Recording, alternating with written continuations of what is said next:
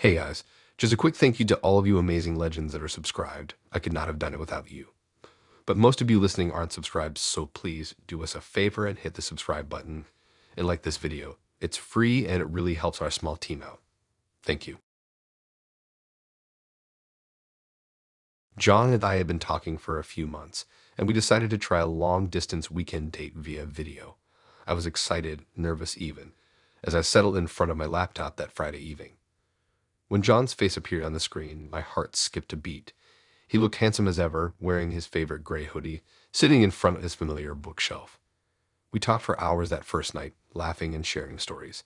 It felt almost like being in the same room together. I went to bed with butterflies in my stomach, eager for the next day. Saturday morning came and I rushed to my computer, ready to see John again.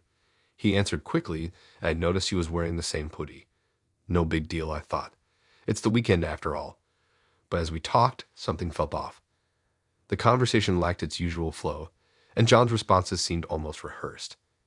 Throughout the day, we had several more video chats. Each time, I noticed the same things, the same hoodie, the same lighting, the same books on the shelf behind him. Even the way he tilted his head seemed identical in every call. A nagging feeling grew in the pit of my stomach, but I pushed it aside. By Sunday, the unease had grown into a knot of anxiety. The conversations were blurring together, each one feeling like a carbon copy of the last. I tried to shake off the feeling, telling myself I was being paranoid, but I couldn't ignore the growing list of oddities. During our Sunday afternoon call, I decided to test my theory. I casually mentioned a breaking news story from that morning. John's response was vague and non-committal. He quickly changed the subject, steering the conversation back to topics we'd already covered.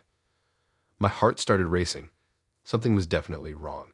I made up an excuse about a family emergency, trying to end the call, but John insisted I stay, his tone almost desperate. That's when I realized I hadn't received any notifications on my phone all weekend. No texts, no emails, no social media alerts. The only sound had been John's voice through my computer speakers. With shaking hands, I tried to close the video call. Nothing happened. I clicked again and again, but John's face remained on my screen, smiling that same smile I'd seen 100 times over the weekend. Panic set in as the truth dawned on me. This wasn't a live call. It was a recording. John had been playing me recorded conversations, probably for weeks. I frantically tried every key combination I could think of to force quit the application. After what felt like an eternity, John's face finally disappeared from my screen.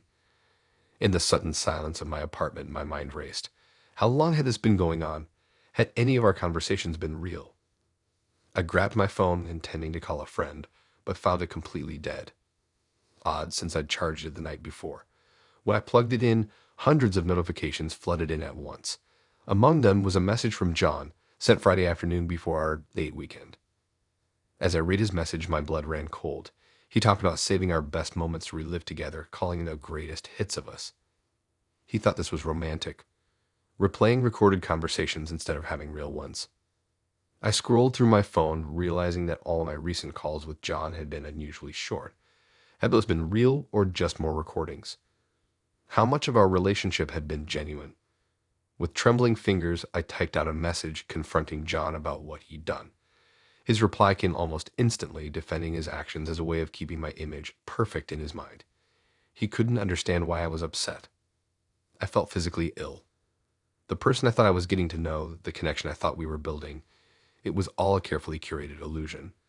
John had been crafting his ideal version of me, piecing together recordings to create the perfect girlfriend.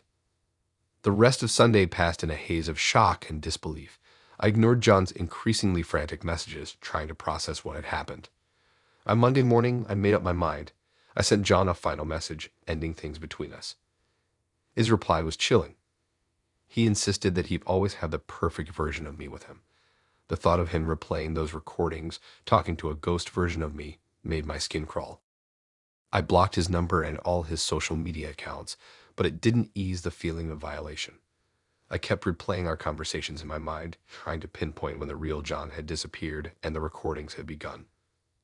For days after, I jumped at every notification on my phone, half expecting to see John's face pop up on my screen. I checked and double-checked that my webcam was covered when I wasn't using it. The idea that he might have more recordings of me, that he might still be crafting his perfect version of our relationship, haunted me. I confided in a close friend, who helped me report John to the dating app where we met. But it did little to ease my fears. How many other people out there were doing the same thing? How could I ever trust an online interaction again? Weeks passed, and the initial shock wore off, but the experience left a lasting mark. I found myself scrutinizing every online interaction, looking for signs of authenticity. Was that person really typing in real time, or were they just copying and pasting pre-written responses?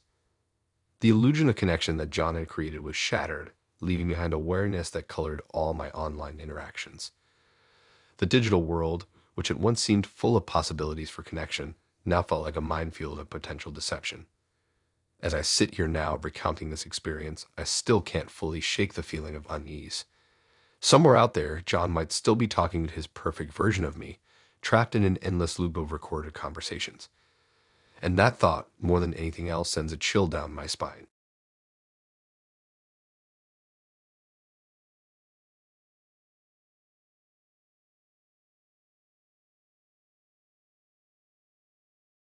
It was supposed to be a normal night out with friends, but it turned into a first date horror story that I never saw coming. After 10 months of what I thought was an amazing relationship with Elle, everything I believed came crashing down around me. The evening started innocently enough. My buddies and I decided to check out this new bar and restaurant that had been getting rave reviews. The place was buzzing with energy, dim lights casting a warm glow over the chattering crowd. As we settled into our booth, I glanced around the room, taking in the atmosphere. That's when I saw her. Elle was sitting at a table across the room, looking as beautiful as ever in a sleek black dress. My heart did a little flip, as it always did when I saw her. I was about to wave when I noticed she wasn't alone. A guy I'd never seen before was sitting opposite her, leaning in close as they talked. At first, I didn't think much of it. Elle had mentioned her huge family countless times, something like 42 cousins, all living nearby. This guy could easily be one of them. He even had a similar nose to Elle's, which made the family connection seem even more likely. I turned back to my friends, joining in their conversation about the latest superhero movie, but I couldn't help glancing over at Elle's table every few minutes. I told myself I'd go over and say hi when there was a break in our chat. That's when things took a turn. I saw the guy reach across the table and grab Elle's wrist, pinning it down. Elle seemed to be trying to pull away, a look of discomfort on her face. My protective instincts kicked in, but I held back, not wanting to overreact. Then, in a move that made my blood run cold, he grabbed the back of her neck, forcefully trying to pull her in for a kiss. I was out of my seat in a flash, my chair scraping loudly against the floor. In seconds, I was at their table, my hand gripping the guy's arm. I told him to leave her alone, my voice shaking with anger and adrenaline. What happened next felt like a bad dream. Elle's eyes widened in shock, not with relief as I'd expected, but with something that looked like anger. She yelled at me, asking what the hell I thought I was doing. Confused, I stammered that I was trying to help her. She fired back that she was just flirting and that they were there together. My mind reeled. Together? What about us? When I voiced this, Elle's response shattered my world.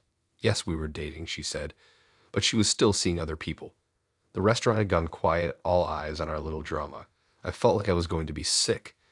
Humiliation washed over me in waves. I mumbled an apology and practically ran out of the restaurant, leaving my bewildered friends behind. I sent them money for my share of the bill later, but in that moment, all I could think about was escaping. I spent the next few days in a fog, replaying the night over and over in my mind. How could I have misread our relationship so badly? All the times Elle had talked about our future, our potential kids, had it all meant nothing. And then came the Sharks game. I had tickets and Elle was supposed to go with me. I'd completely forgotten about it in the wake of the restaurant disaster. I figured I'd just go alone and try to lose myself in the game. But as I approached the arena, there she was. Elle stood by the entrance, decked out in Sharks gear, complete with her infamous shark pasties. She loved flashing the camera at games. She greeted me with a smile as if nothing had happened. Before I could say anything, Elle launched into an explanation. She liked me, she said, but she was still seeing other people. If she ever chose to be exclusive, she'd let me know. Then she had the audacity to tell me I'd acted like a jerk at the restaurant. When I asked about the grabbing incident, Elle casually explained that it was her and Ken's love language. Ken. Even knowing the other guy's name felt like a punch to the gut. Elle asked if I could be cool about the whole situation. In a daze, I nodded. What else could I do? We went into the game and Elle acted as if nothing had changed. She cheered, she laughed, she flashed her pasties at the camera. To anyone watching, we probably looked like any other happy couple. But inside, I was drowning. Every cheer felt hollow, every laugh a betrayal. The weight of unspoken words and shattered expectations pressed down on me, making it hard to breathe. How could Elle act so normal when everything had changed? As the final buzzer sounded and the crowd began to disperse, I found myself at a crossroads. Elle turned to me, her eyes bright with excitement from the game, asking if I wanted to grab a drink. In that moment, I had to decide, could I continue this relationship on her terms? Could I be okay with her seeing other people, or was it time to walk away? The noise of the departing crowd faded into the background as I stood there, frozen in indecision. Elle's smile began to falter as she waited for my response. In that instant, I realized that whatever I decided would change everything. The carefree, loving relationship I thought we had was gone. Now I had to choose between accepting this new reality or letting go of the girl I thought I knew. As I opened my mouth to respond, the weight of the decision pressed down on me. The outcome of this moment would shape not just my relationship with Elle, but my understanding of love and trust moving forward. With a deep breath, I prepared to voice my decision, knowing that either way, things would never be the same again.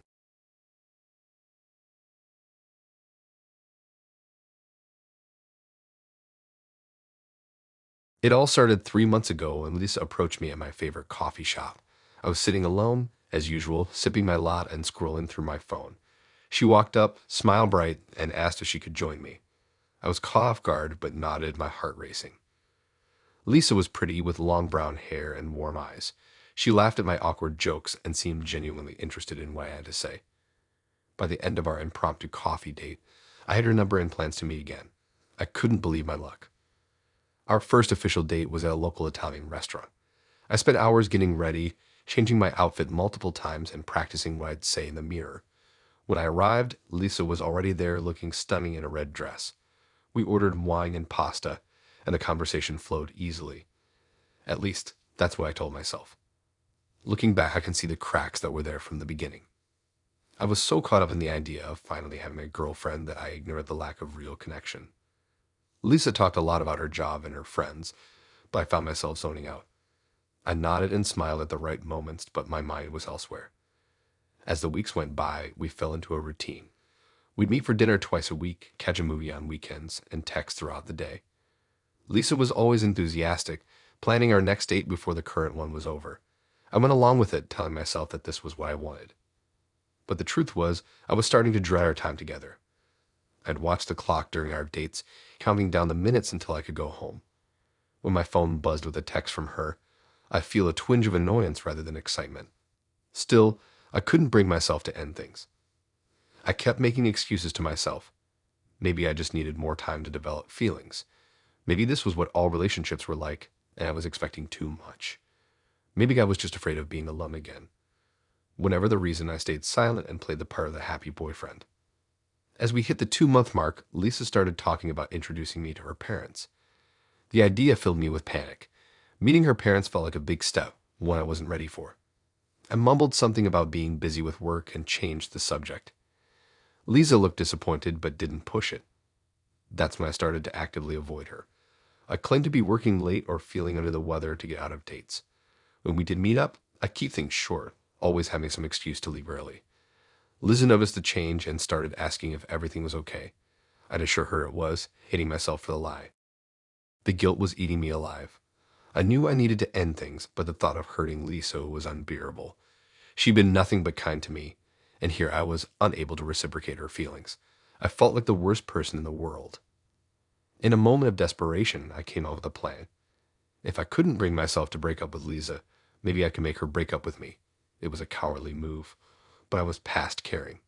I decided to do something unforgivable, cheat on her. The opportunity came at a friend's birthday party. Lisa couldn't make it due to a family commitment, so I went alone. I drank more than usual, trying to work up the courage for what I was about to do. When a girl I vaguely knew from college started flirting with me, I flirted back. We ended up kissing on the dance floor, and I made sure plenty of people saw. The next day, racked with guilt and a killer hangover, I waited for the inevitable. Sure enough, Lisa called, her voice tight with anger and hurt. She'd heard about what happened at the party. This was it, I thought. the end of our relationship. But to my shock and horror, it wasn't. Lisa was upset, of course, but she wanted to work things out. She suggested couples counseling, said we could get through this together. Her forgiveness made me feel even worse than before. Now, 3 months into our relationship, I'm more trapped than ever. Lisa thinks we've overcome a major hurdle together, that our relationship is stronger for it. She's more affectionate than ever, constantly telling me how much she appreciates my honesty in admitting to the kiss. Meanwhile, I'm drowning in guilt and misery. Every time Lisa smiles at me or holds my hand, I feel like the worst person alive. I've tried pulling away again, but she just holds on tighter, thinking I'm still beating myself up over the cheating incident. I know I need to end this. It's not fair to Lisa to keep pretending, and it's destroying me inside. But every time I try to bring it up, the words get stuck in my throat. I see her happy face and I just can't do it. So here I am, stuck in a relationship I never really wanted with a girl who deserves so much better than me. I don't know how to fix this mess I've created. All I know is that with each passing day, it gets harder to imagine a way out. As I write this, my phone buzzes with another text from Lisa. She wants to know if I'm free for dinner tonight. My finger hovers over the reply button, my mind racing. Maybe tonight's the night I finally tell her the truth. Or maybe I'll come up with another excuse, buy myself a little more time. Either way, I know this can't go on much longer. Something's got to give, and soon.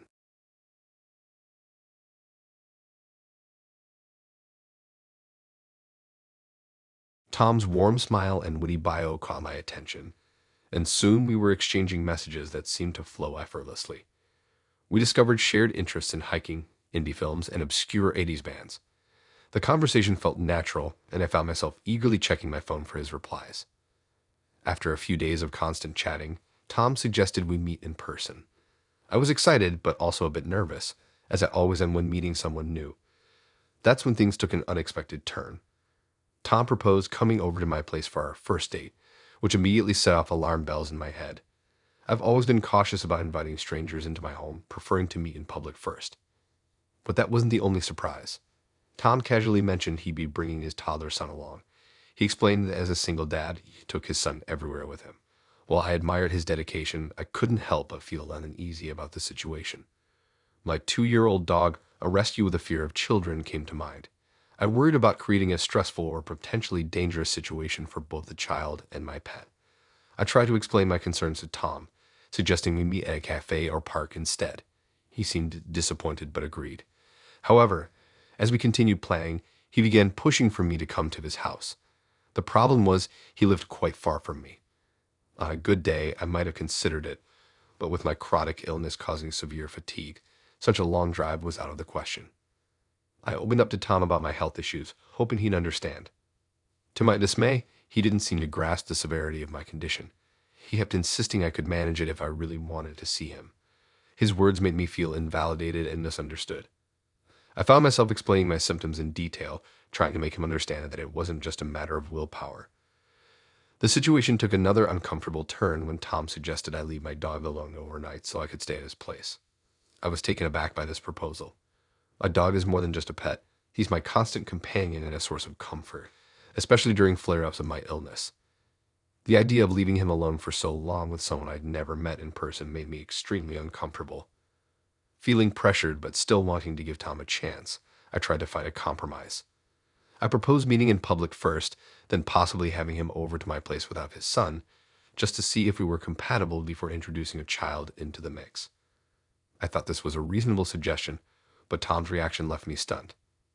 He became defensive, accusing me of never wanting his son to come to my place because of my dog. I tried to explain that I just wanted to take things slow and ensure everyone's comfort and safety.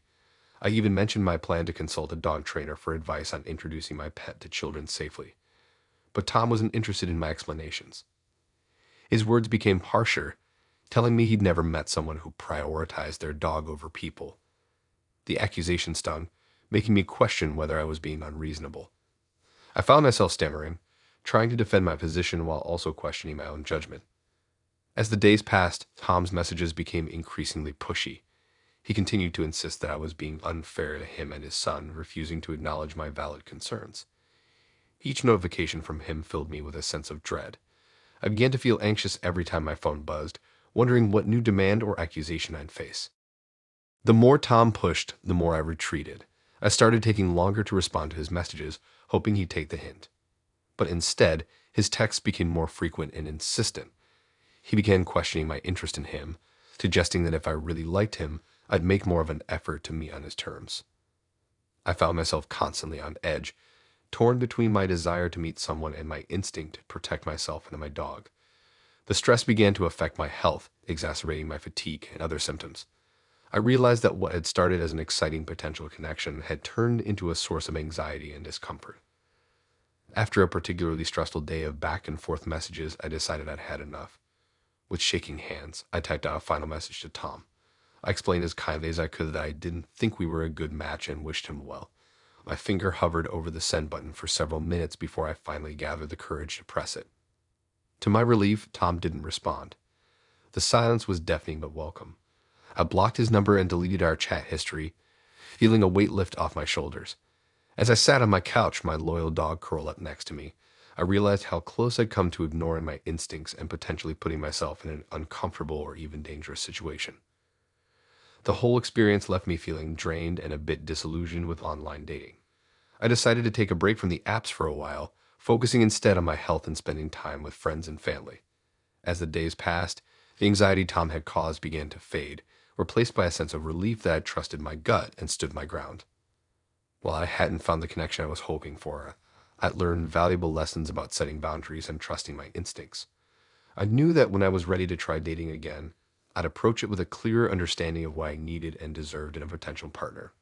For now, though, I was content with the company of my furry friend and the knowledge that I'd avoided what could have been a disastrous first date.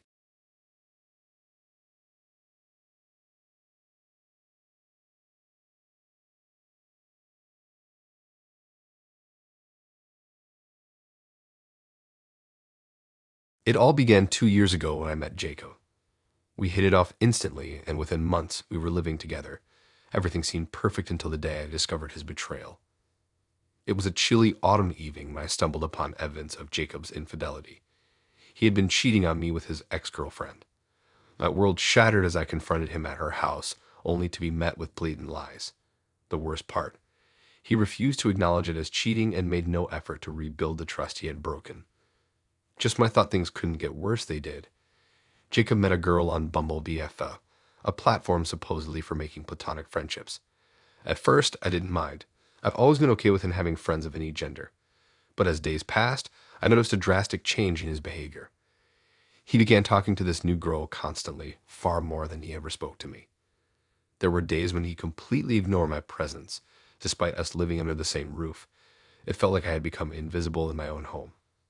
The situation took an uncomfortable turn when she sent him a toy from her workplace. I was shocked when I saw his response, asking which aisle it was in so he could pick one up himself. At this point, she was unaware of his relationship status. When I confronted Jacob about it, he dismissively laughed it off as a harmless joke, showing no regard for my feelings. A week later, Jacob took her to see a movie. This hurt me deeply because I had been planning to surprise him by going to the same movie, knowing his friends had canceled on him. I tried to communicate my feelings, but he simply nodded, said he understood, and then left to watch the movie with her anyway. The irony wasn't lost on me. He never takes me out on dates, always refusing my ask, and he's been on 4 dates with this girl in less than a month of knowing her. What stung even more was that he was taking her to do activities he knew I enjoyed. When I pointed this out, he saw no issue with his behavior. I tried to be understanding and set some boundaries, but it seemed futile.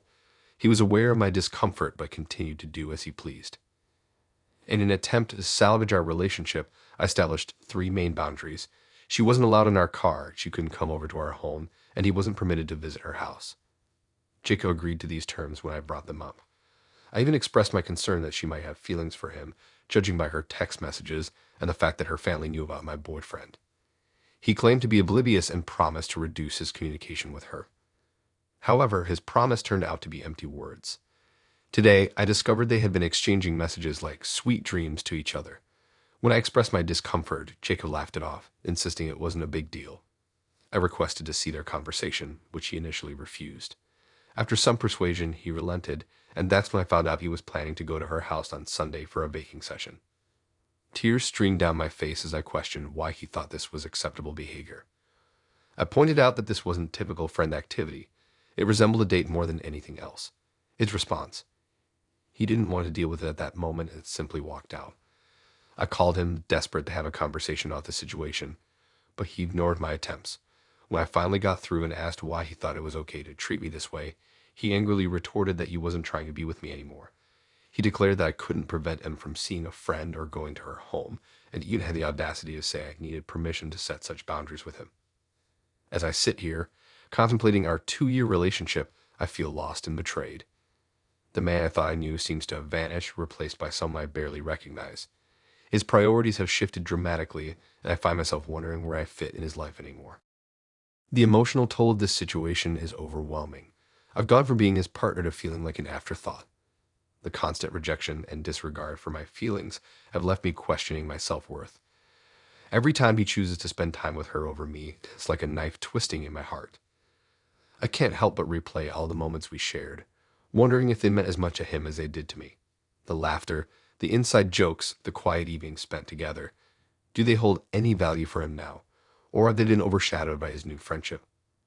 As I look around our shared living space, filled with memories we've created together, I feel a sense of emptiness. The future we had planned seems to be slipping away, replaced by uncertainty and heartache. I'm at a crossroads now, unsure of how to proceed. Part of me wants to fight for our relationship, to remind Jacob of what we once had. But another part wonders if it's worth the effort when he seems so intent on pushing me away. The trust we built over 2 years has crumbled, and I'm left questioning every interaction, every word spoken between us. The emotional whiplash of his behavior, from agreeing to my boundaries one moment to completely disregarding the next, has left me feeling dizzy and confused. As night falls and I find myself alone in our once shared bed, I can't help but wonder what tomorrow will bring. Will Jacob realize the pain he's causing and make an effort to salvage our relationship? Or will he continue down this path, further distancing himself from me? Whatever happens, I know I need to prioritize my own well-being.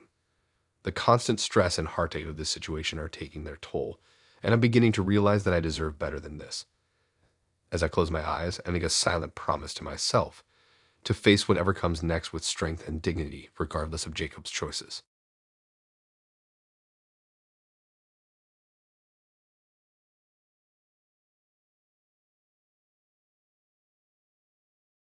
I've been dating Poppy for about a year now. We met at a local coffee shop, and things just clicked. It's been an adjustment, especially since I have 2 kids from my previous marriage. Poppy isn't used to being around children, but she's been trying her best. My kids seem to like her, which is a huge relief. I lost my wife to cancer a few years ago. It hit me like a ton of bricks, and for a long time I couldn't even think about dating. But eventually I decided to put myself out there again. That's when I met Poppy. My daughter, Emma, is 13 now and in middle school. She's growing up so fast, and lately she's been moody and emotional. I had a hunch it might be related to her starting her period soon, but I wasn't sure how to approach the subject. Thursdays are usually our date day. After I drop the kids off at school and finish some chores, Poppy and I meet for lunch. It's become a nice routine for us, a way to stay connected amidst the chaos of everyday life. Being both mom and dad isn't easy. I'm still figuring it out, trying to balance work, parenting, and my relationship with Poppy. Some days are better than others, but I'm doing my best. Last Thursday started like any other. I dropped Emma off at school, did some grocery shopping, and was looking forward to my lunch date with Poppy. But around 10 a.m. my phone rang. It was Emma, and she was crying. Through her sobs, I learned that she had gotten her first period at school. She was embarrassed and wanted to come home. My heart broke for her. I told her I'd be there as soon as possible. In my rush to get to her, I sent Poppy a quick text canceling our lunch. I didn't give many details, just said there was an emergency with Emma and I had to pick her up from school. Looking back, I realized how vague that message was, but at the moment, all I could think about was getting to my daughter. When I arrived at the school, Emma was a mess. Her face was red and puffy from crying, and she was so small and vulnerable. I hugged her tight and told her everything would be okay. We stopped at a pharmacy on the way home to pick up some supplies, and I tried my best to comfort her. Back at home, Emma went to take a shower and clean up. While she was in the bathroom, Poppy showed up at my door. I was surprised to see her, but before I could explain what happened, she unleashed her anger on me. She was furious that I had canceled our lunch date with such a vague text. She accused me of standing her up and being disrespectful. I was taken aback by her reaction. I tried to explain the situation with Emma, but Poppy wasn't having it. She argued that it was just a period and the school could have handled it. She said I didn't need to rush over there and cancel our plans. I couldn't believe what I was hearing. My daughter needed me, and Poppy was upset about a missed lunch date. The argument escalated quickly. Poppy claimed she had called me several times, but I never received any calls from her. I checked my phone multiple times to be sure. She didn't believe me and accused me of ignoring her calls. I apologized for the brief text and tried to explain that I was focused on getting to Emma. But Poppy wasn't interested in my explanations. She said this wasn't the first time I had prioritized my kids over her, and she was tired of feeling like she came last in my life. I was stunned. Of course, my kids were my priority. They're my children. I thought Poppy understood that when we started dating. I told her that being a parent means sometimes plans change at the last minute, and I need to be there for my kids when they need me. Poppy wasn't having any of it. She said if I couldn't commit to our plans, then maybe we shouldn't make any more. She stormed out, leaving me standing there in shock. I went to check on Emma, who was feeling a bit better after her shower. We talked for a while about what had happened at school and how she was feeling. It was a good conversation. I was glad I could be there for her during this important moment in her life. But in the back of my mind, I couldn't stop thinking about Poppy's reaction. Was she right? Had I been neglecting our relationship? I didn't think so, but maybe I wasn't seeing things clearly. The next few days were tense. Poppy and I barely spoke. I tried to reach out, but she was still angry. I found myself questioning everything. I loved Poppy, but I couldn't understand her reaction to this situation. My kids would always come first, especially in emergencies. I thought she knew that. A week after the incident, Poppy finally agreed to talk. We met at a neutral location, a park near my house. The conversation was difficult. Poppy felt like she was always taking a backseat to my kids, while I felt like she didn't understand the responsibilities that come with being a parent. In the end, we couldn't find a middle ground. Poppy said she wasn't ready for a relationship with someone who had children, and I realized I needed someone who could accept my kids as part of the package. We decided to end our relationship.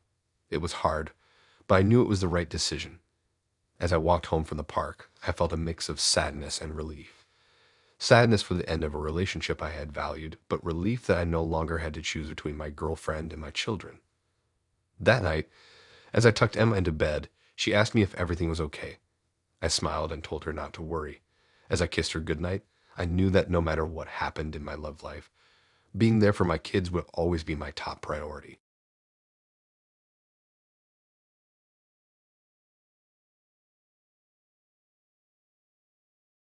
It all started with a seemingly innocent birthday party last year. Little did I know that night would set off a chain of events that would turn my social life upside down. Jill's girlfriend was celebrating her birthday, and the party was in full swing when I arrived. The music was loud, drinks were flowing, and everyone seemed to be having a good time. That's when I met Jane. She was introduced to me by Joe's girlfriend, and at first everything seemed normal. We chatted about the usual stuff: work, hobbies, mutual friends. Jane was funny and engaging, and I found myself enjoying our conversation. But things took a turn about an hour into the party. Jane's demeanor changed. She started getting really touchy-feely, laughing too loud at my jokes and making not-so-subtle hints about us leaving the party together. I was uncomfortable, to say the least. Not only was her sudden intensity off-putting, but I was also in a relationship at the time. I tried to politely distance myself, but Jane wasn't taking the hint. For the rest of the night, I found myself doing an awkward dance of avoidance, trying to enjoy the party while steering clear of Jane's advances. I thought that would be the end of it. A weird encounter at a party, nothing more. But fate had other plans. It turned out Jane was part of Joe's girlfriend's friend group, which meant she was now a regular fixture in our larger social circle. Suddenly, I was seeing her at least twice a month at various gatherings and hangouts. Each time, I'd feel a knot in my stomach, knowing I'd have to navigate another awkward interaction. About a month after the party, Gay made her first official move. She caught me alone at a group dinner and asked me out. I let her down as gently as I could, explaining that I was in a relationship and not interested. She seemed to take it well, and I hoped that would be the end of it. Fast forward 2 months, and I had just gone through a breakup. Word travels fast in friend groups, and Jane wasted no time. She approached me at a house party, all sympathy and understanding, before smoothly transitioning into asking me out again. Once more, I had to decline, this time making it clear that I wasn't interested in her that way. Life went on, and I started dating someone new. Things were good for a while, but that relationship ended about 2 months ago. And like clockwork, Jane was there with another proposition. For the third time, I had to turn her down. By this point, our entire friend group was aware of the situation. Obsessive Jane had become something a running joke, though I didn't find it particularly funny. This week, everything came to a head. Our city had been opening up after a long period of restrictions, and everyone was eager to socialize. Joe had been pestering me about setting me up with someone. He was relentless, going on and on about how perfect this mystery girl was for me. Despite my reluctance to jump back into dating, I eventually gave in to his whining and convincing. We agreed on a double date, meeting at Joe's apartment. I arrived, my stomach in knots from a mixture of anticipation and dread. As I walked in, I saw Joe, his girlfriend, and Jane sitting at the dinner table. It took me a moment to process what I was seeing. Then it hit me. This was a setup. Jane was my perfect date. I was so angry I couldn't speak. Without a word, I turned around and left. I could hear Joe calling after me, but I didn't stop. I got in my car and drove home, my mind racing. How could they do this? After all the time to make it clear I wasn't interested in Jane, how could they think this was okay? The aftermath has been a nightmare. My phone hasn't stopped buzzing with messages and calls. Everyone seems to have an opinion on what happened. I'm being called every name in the book. Jerk, douchebag, you name it. Apparently, I've deeply hurt Jane's feelings and ruined what could have been a magical evening. I'm at a loss. It feels like I'm taking crazy pills. Have I not been clear enough? I've rejected Jane 3 times already. Our entire friend group knows about the situation. How is it that I'm suddenly the bad guy for not wanting to date someone I've repeatedly said I'm not interested in? The whole thing has put a strain on my friendships. Joe and his girlfriend are upset with me for overreacting. Some of our mutual friends are taking sides. It's like high school drama all over again, and I'm stuck in the middle of it. I've been avoiding group gatherings, making excuses not to show up. The thought of facing everyone, especially Jane, makes me anxious. I know I'll have to deal with it eventually, but for now I'm keeping my distance. Part of me wants to reach out to Joe and ask what he was thinking.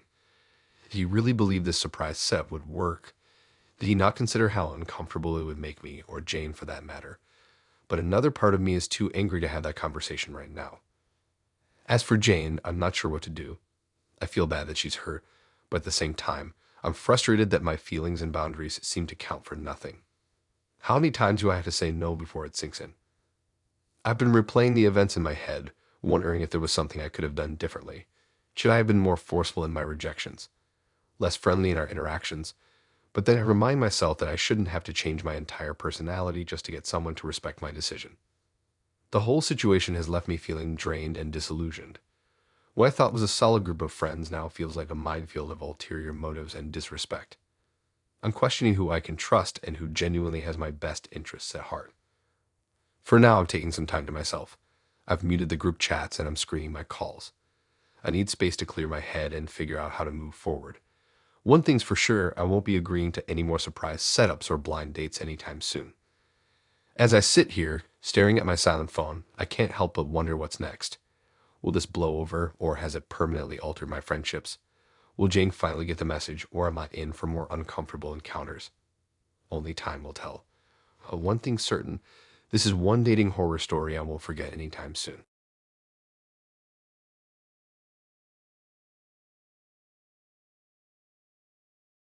I never thought a Taylor Swift concert ticket would blow up my love life, but here I am, single and confused. It all started 8 months ago when I met Tanya at a local coffee shop. She was sitting at the table next to mine, humming a tune I recognized. We struck up a conversation about music, and before I knew it, we were exchanging numbers. Tanya and I hit it off immediately. We shared a love for outdoor activities, had similar tastes in movies, and could talk for hours about anything and everything. She was funny, smart, and beautiful. I felt like I had struck gold. As our relationship progressed, I introduced Tanya to my friend group. Among them was my best friend, Wendy. Wendy and I go way back to our high school days. We've been through thick and thin together, from failed exams to family troubles. She's been my rock during some of the toughest times in my life, and I have immense respect for her. At first, everything seemed perfect. Tanya got along well with my friends, and we all started hanging out together regularly. We go to trivia nights at the local pub, have game nights at my place, or just chill at the park on weekends. I was happy that my girlfriend and my best friend seemed to get along. What I didn't realize was that beneath the surface, tensions were brewing. I had always been close with Wendy, and our friendship didn't change when I started dating Tanya. We'd still grab lunch together occasionally or chat on the phone about our days. I didn't think much of it, but looking back, I can see how it might have bothered Tanya. The turning point came about 7 months into my relationship with Tanya. I overheard Wendy talking about how much she wanted to go to the upcoming Taylor Swift concert. She's been a massive Swiftie for years, but the tickets were way out of her budget. Without thinking twice, I decided to surprise her with a ticket. For weeks, I saved every penny I could. I picked up extra shifts at work, cut back on eating out, and even sold some of my old gaming consoles. Finally, after what felt like forever, I had enough to buy the ticket. It cost a whopping $1,500, but I knew how much it would mean to Wendy. The night I planned to give Wendy the ticket, we were all in our favorite bar. Tanya, Wendy, and a few other friends were there enjoying drinks and sharing stories. The atmosphere was light and fun with laughter filling the air. I thought it was the perfect moment to surprise Wendy. I pulled the ticket out of my pocket and handed it to Wendy, watching her face light up with pure joy. She was ecstatic, hugging me tightly and thanking me over and over. I felt great, happy that I could do something nice for a friend who had always been there for me. That's when I noticed Tanya's expression change. Her smile faded, replaced by a look of anger and hurt. Before I could say anything, she grabbed her drink and threw it at Wendy, soaking her shirt. The entire bar went silent as Tanya stormed out, leaving us all in shock. I quickly apologized to Wendy and rushed after Tanya, finding her outside the bar. She was furious, demanding to know why I would buy such an expensive gift for another woman. I tried to explain that Wendy was just a friend, that I had known her for years, and that she had done so much for me. But Tanya wouldn't listen. She accused me of caring more about Wendy than her, saying that if I really loved her, I would have bought the ticket for her instead. I was taken aback, not realizing that Tanya was also a Taylor Swift fan. In my mind, I was just doing something nice for a friend who had always been there for me. As I struggled to find the right words, Tanya's anger only grew. She brought up every instance where she felt I had prioritized Wendy over her. The lunches, the phone calls, the inside jokes. Things I had seen as innocent suddenly took on a new meaning through her eyes. Before I could fully process what was happening, Tanya told me it was over. She said she couldn't be with someone who cared more about his female best friend than his girlfriend. With tears in her eyes, she walked away, leaving me standing alone on the sidewalk. The next few days were a blur. I tried calling and texting Tanya, hoping to explain and make things right, but my attempts were futile. She had blocked me on every platform. I couldn't believe that 8 months of happiness had ended so abruptly over a concert ticket. I found myself replaying every moment of our relationship, trying to see where I had gone wrong. Had I really been neglecting Tanya in favor of Wendy? I didn't think so, but maybe I had been blind to her feelings. Wendy tried to console me, offering to give the ticket back or sell it, but I insisted she keep it. The damage was already done, and I didn't want her to miss out on something she had been looking forward to for so long. Plus, a small part of me felt that giving up the ticket would be like admitting I had done something wrong, which I wasn't sure I had. As the days turned into weeks, I struggled to come to terms with what had happened. I missed Tanya terribly, but I also felt frustrated by her reaction. Shouldn't a partner be supportive of your friendships, especially long-standing ones? Was her jealousy a sign of deeper issues in our relationship that I had overlooked? The night of the concert arrived, and I found myself sitting next to Wendy as Taylor Swift took the stage. The energy in the arena was electric, with thousands of fans singing along to every word. Under different circumstances, it would have been an incredible night. But as I sat there, surrounded by joy and music, I couldn't fully enjoy it. My mind kept wandering to Tanya, wondering what she was doing and if she was thinking of me too. I couldn't help but feel that I was living out one of Taylor's breakup songs, caught between love and friendship, trying to navigate the complexities of human emotions.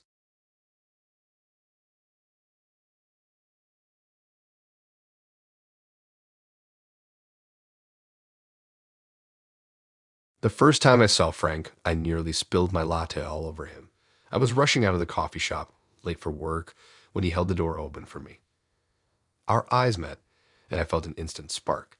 He smiled, and I fumbled with my cup, barely managing to keep it upright.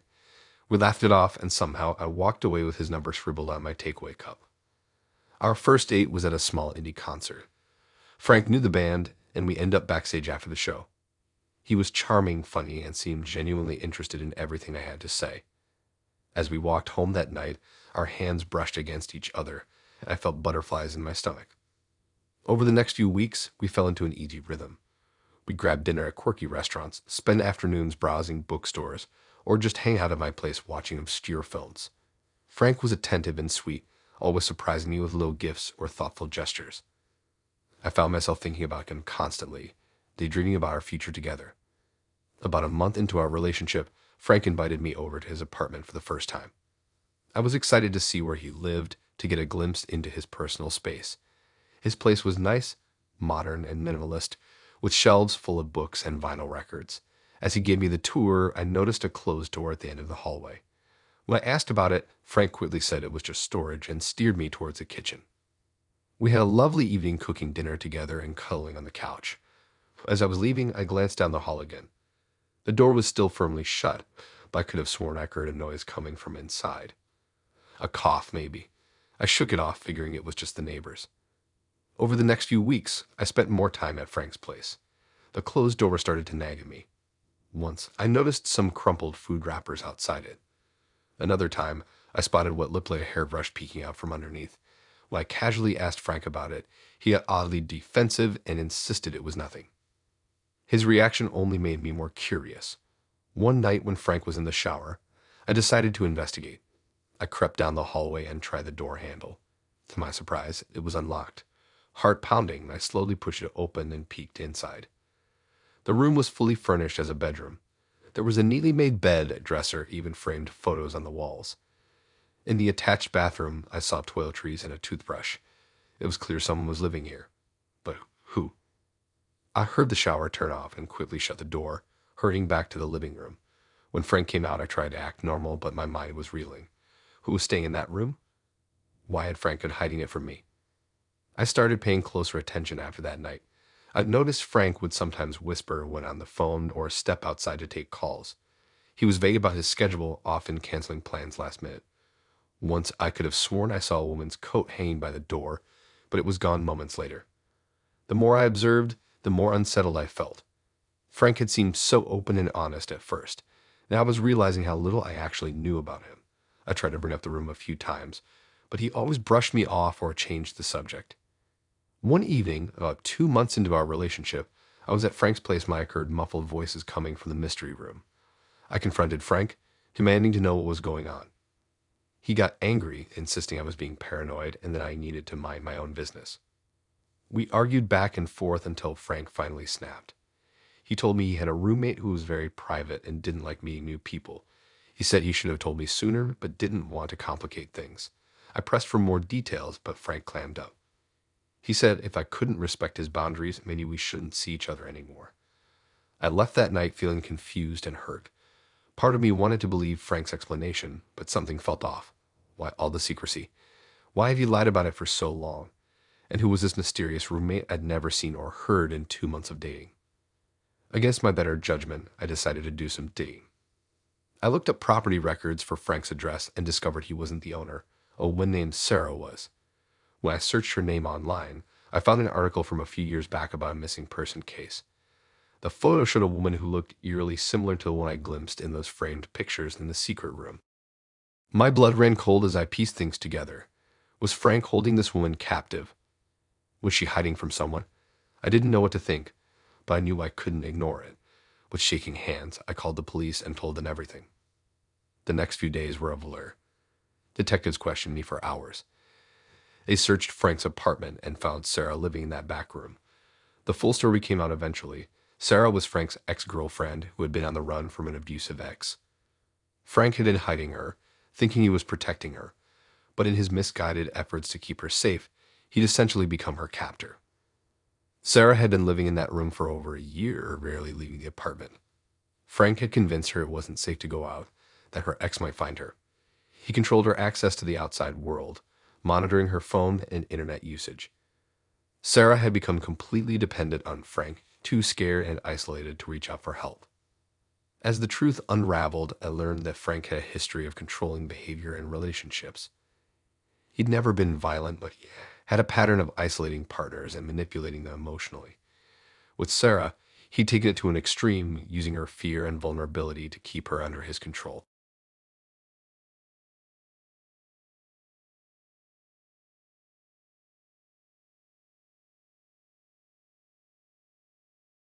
It all started with a small town high school and a series of unfortunate encounters.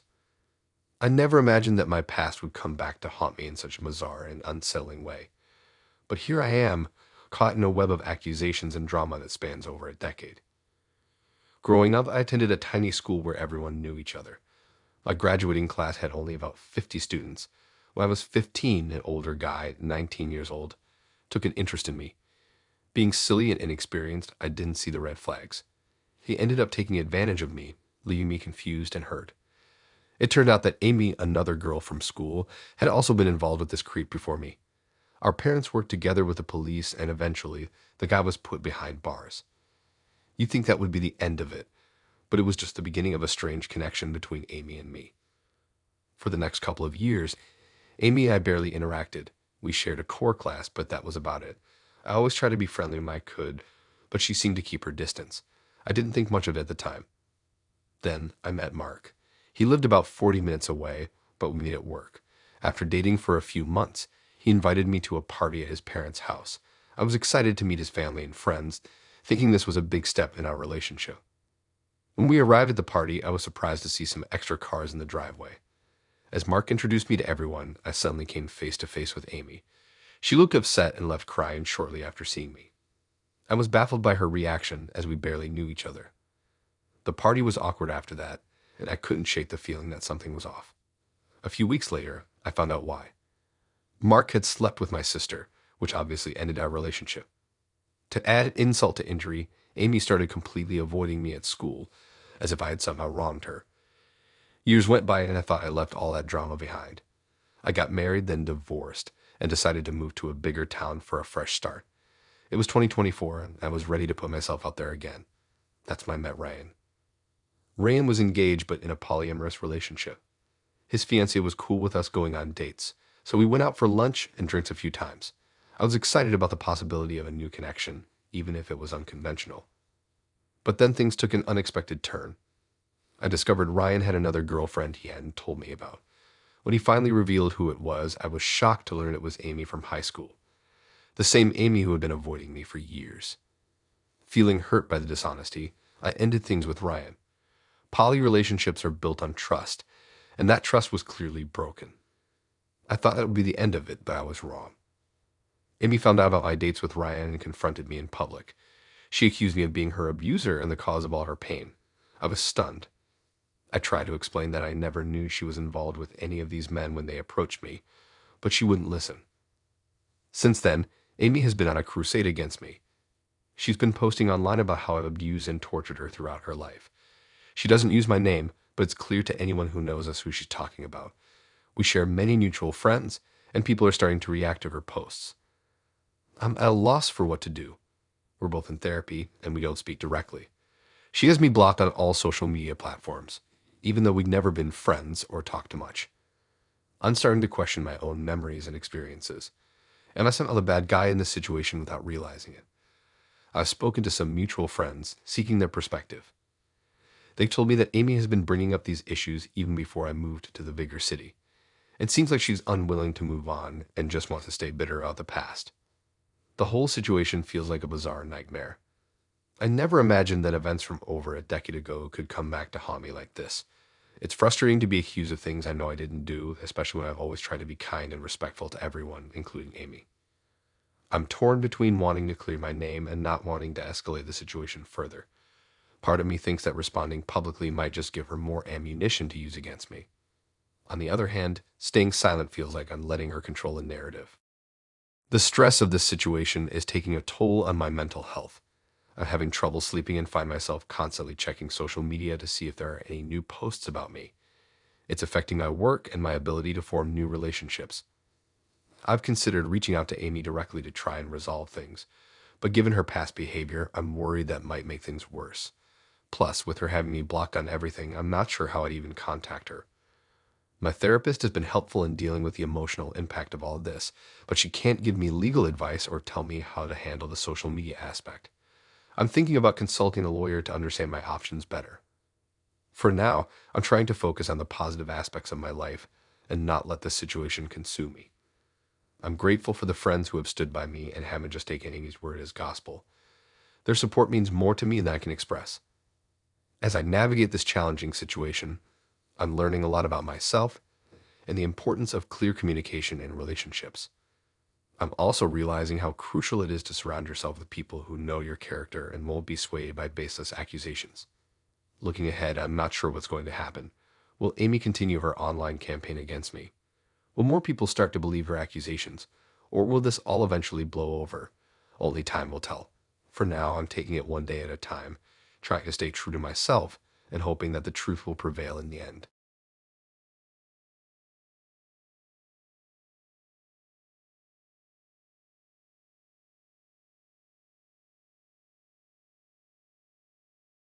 I met Jake at a local park where I saw his dog and said how cute it was. Jake was tall, dark-haired, with a smile that could light up a room. We hit it off immediately, bonding over our shared love of obscure indie bands and spicy food. From the beginning, Jake seemed perfect. He remembered every little detail I mentioned, always had the right words to comfort me after a rough day, and somehow anticipated my needs before I even realized them myself. I thought I hit the jackpot. Jake lived in a small apartment complex on the outskirts of town. It was cozy, and I quickly became a regular visitor. That's when I first noticed Mr. Thompson, the elderly man who lived next door. At first, I didn't think much of him, just another neighbor in the building. But as time went on, I started noticing odd things. Whenever I visit Jake, I'd hear Mr. Thompson's door creaking open, even in the middle of the night. It was unsettling, but I tried to brush it off. Maybe he was just a light sleeper or had unusual habits. One day, while Jake was at work, I ran into Mr. Thompson in the hallway. He started chatting with me, and that's when things got weird. He casually mentioned something about my job that I had only told Jake about the day before. I felt a chill run down my spine, but I tried to convince myself it was just a coincidence. But it kept happening. Mr. Thompson would bring up details about my life that I hadn't shared with anyone but Jake. It was like he was always listening, always watching. I started feeling paranoid, constantly looking over my shoulder when I was at Jake's place. I finally decided to talk to Jake about it. When I told him what was going on, he seemed genuinely shocked and apologetic. He promised to talk to Mr. Thompson and put a stop to it. For a while, things seemed to get better. Mr. Thompson wasn't around as much, and I started to relax. But then one night, everything changed. I woke up to use the bathroom and heard hushed voices coming from the living room. Curious, I crept closer to listen. What I heard made my blood run cold. It was Jake and Mr. Thompson talking about me.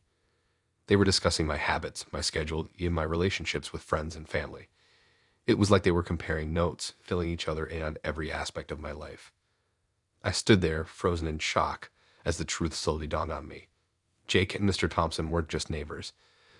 They were partners in a twisted game. They took turns stalking each other's romantic interests, gathering information and sharing it with each other. My mind raced as I tried to process what was happening.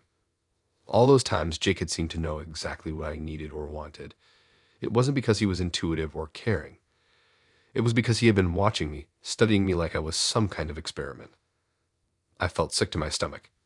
How could I have been so blind? All the signs were there, but I had ignored them, making excuses for the strange behavior I'd witnessed. In that moment, I knew I had to get out. I quietly packed a bag, grabbed my keys, and slipped out of the apartment. As I drove away, my hands shaking on the steering wheel, I couldn't help but wonder how many other people they had done this to. The next few weeks were a blur. I changed my phone number, deleted my social media accounts, and even moved to a new apartment. I was constantly looking over my shoulder, afraid that Jake or Mr. Thompson might be following me. It took time, but slowly, I started to feel safe again. I went up to a close friend about what had happened, and with her support, I even went to the police. They took my statement, but without concrete evidence. There wasn't much they could do. As the months passed, I tried to move on with my life, but the experience had changed me. I became more cautious, more guarded. I found it hard to trust new people, always wondering if they had ulterior motives. One day, about 6 months after I left Jake, I received an anonymous email. It contained a video file. With shaking hands, I clicked play. What I saw made my heart stop. It was footage of me going about my daily life, at work, at the gym, even in my new apartment. The last clip showed me opening the email and watching the video. I realized with horror that it wasn't over. Jake and Mr. Thompson were still watching me, still playing their sit game. I didn't know how they'd found me or how long they'd been following me, but it was clear they had no intention of letting me go. I went back to the police, this time with evidence. They took it more seriously, but warned me that catching Jake and Mr. Thompson might take time. In the meantime, they advised me to be extra vigilant and consider moving again. So here I am, packing up my life for the second time in less than a year. I don't know where I'm going or what I'll do when I get there. All I know is that I can't stay here, can't keep looking over my shoulder, wondering if every stranger on the street is working for Jake and Mr. Thompson. As I load the last box into my car, I catch a glimpse of movement in the rearview mirror. For a second, I swear I see Jake's face. But when I turn around, there's no one there, just an empty street and the fading light of day. I start the engine and pull away from the curb, leaving behind the life I've built here.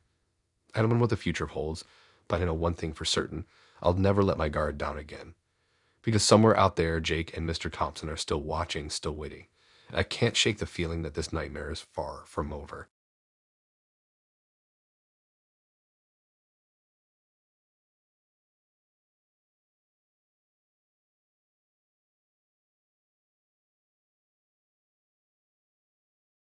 I never thought my best friend's new girlfriend would turn our lives upside down. But here we are. Rob and I have been friends for 21 years, and we've always had each other's backs. We grew especially close after his brother's tragic overdose a few years ago. He's my daughter's godfather and one of my closest confidants. Our friendship has always been purely platonic, and we both value it deeply. Last month, Rob met Julia at a local coffee shop. He was instantly smitten, and they became official after just a few dates. I met her on their third date, about a week after they first connected. Initially, I was thrilled for Rob. Julie seemed fun, shared our interests, and fit in well with our friend group. Little did I know things were about to take a bizarre turn. The first red flag appeared during a casual hangout at my place. While Rob was in the kitchen, Julie cornered me in the living room. She started asking oddly specific questions about Rob's family, things that weren't my place to share. I brushed it off as simple curiosity, but looking back, I should have seen it as the start of a pattern. As the weeks went by, Julie's behavior became increasingly erratic. Every time we met, she'd find a way to isolate me from the group. What started as casual inquiries about Rob's past soon morphed into paranoid accusations. She'd ask if Rob had ever cheated on previous girlfriends, if he flirted with coworkers, or if he had a wandering eye. I tried to reassure her, explaining that Rob's morals were rock solid and he'd never cheat, but my words seemed to fall on deaf ears. These conversations weren't just occasional. They became a constant feature of our interactions. In person, over text, even late-night phone calls, Julie's insecurity was relentless. I found myself dreading our group hangouts, knowing I'd inevitably be cornered and interrogated. The situation reached a boiling point during a dinner party at Rob's apartment. We were all seated around the table enjoying our meal when my phone buzzed. It was Julie calling, which was odd considering she was sitting right across from me. I excused myself and took the call in the hallway. Julie's voice was shaky and accusatory. She demanded to know if Rob and I had something going on. Confused, I asked if Rob was upset with me for some reason. That's when she dropped the bomb. Apparently, Rob had accidentally called her by my name during an argument, and they'd been fighting about it for 2 solid days. She went on to describe how she'd been verbally lashing out at Rob, convinced that his slip of the tongue was proof of an affair. I was stunned. How could such a simple mistake spiral into this level of drama? I reassured her once again that there was absolutely nothing between Rob and me, reminding her that I was busy with my young baby and had no interest in any sort of affair. The next day, Rob called me. I could hear the strain in his voice as he asked about Julie's phone call. I took a deep breath and told him the truth. Julie had been making me incredibly uncomfortable, and I no longer wanted to be caught in the middle of their relationship issues. I explained that if she had concerns, she needed to address them with him directly. To my surprise, Rob defended Julie. He told me she was sensitive and that I needed to make an effort to make her feel welcome. I was floored. I reminded him that I had welcomed Julie with open arms, accepted her into our friend group, and even tolerated her insecurities for weeks. But Rob wasn't hearing it. He actually accused me of being inconsiderate for not prioritizing Julie's feelings. At that point, I'd had enough. I told Rob I was done discussing the matter and ended the call. Since then, he hasn't spoken to me. The silence is deafening, especially given how close we've been for so many years. As days turned into weeks, I found myself replaying our interactions in my head. Had I missed something? Was there any truth to Julie's accusations? but every time I came to the same conclusion. This was Julie's insecurity talking, and somehow she'd managed to drag Rob into her paranoid worldview. I miss my friend terribly. We've been through so much together, and it hurts to think that this new relationship might be destroying our long-standing friendship. But at the same time, I can't help but feel angry and frustrated. Why should I be expected to constantly reassure his girlfriend? Why is Rob enabling this toxic behavior? The whole situation has left me feeling drained and conflicted. On one hand, I want to fight for our friendship. We've weathered tough times before, and part of me hopes that Rob will eventually see through Julie's manipulation. On the other hand, I'm exhausted by the drama and don't know if I have the energy to keep dealing with it. For now, I've decided to give Rob some space. Maybe time apart will give him perspective on Julie's behavior. Or maybe he'll choose to stay with her, and I'll have to accept that our friendship may never be the same. Either way, I know I can't continue to be Julie's emotional punching bag or Rob's scapegoat. As I sit here looking at old photos of Rob and me from happier times, I can't help but wonder what the future holds. Will our 2-decade-long friendship survive this storm? Or will Julie's insecurities and Rob's blindness to them permanently alter the dynamic we once cherished? Only time will tell, but for now, all I can do is hope that Rob comes to his senses before it's too late.